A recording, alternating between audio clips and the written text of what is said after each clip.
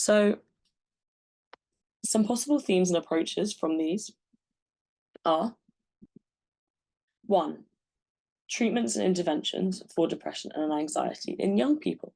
So obviously, as I said, the question is asking you, given that there is an epidemic of anxiety and depression among young people, how can we fix this? And we want to argue that yes, we can fix this. And we want to persuade the examiner that we have the answer to how.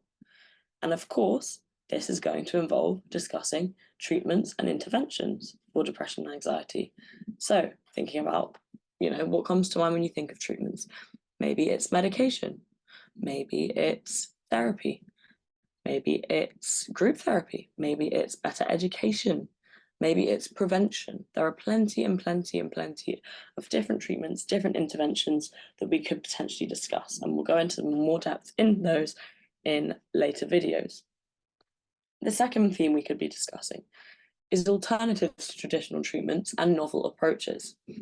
So obviously, there are plenty of treatments available for depression and anxiety out there, and a lot of these are used in mainstream healthcare systems. However, they don't seem to be as effective as they might be, especially for young people, given that there is this epidemic of mental illness and anxiety and depression.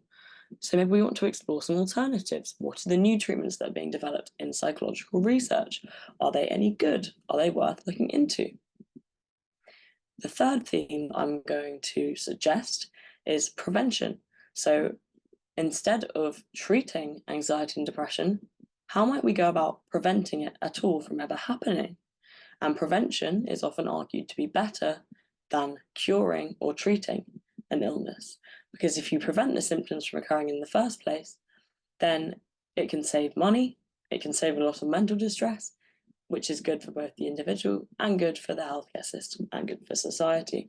So we can look into that in a further video as well.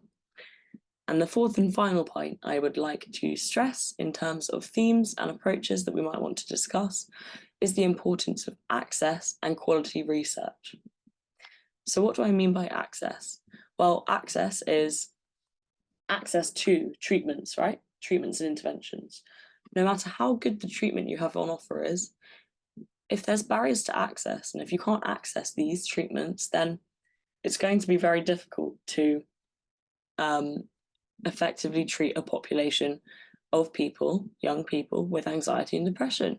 So we need to look at where the barriers to access are. Are certain people not getting the treatment that they need? And where are they? And if so, how can we fix this by increasing access? And the second point is research quality. So can we improve the sort of research that we're doing in order to find better interventions and treatments? So this could mean better quality research into both the causes of the youth anxiety and depression epidemic, or it could be better quality research into potential new treatments. Better quality research, what does this mean? Well, it could mean a number of things, which we will explore in further videos.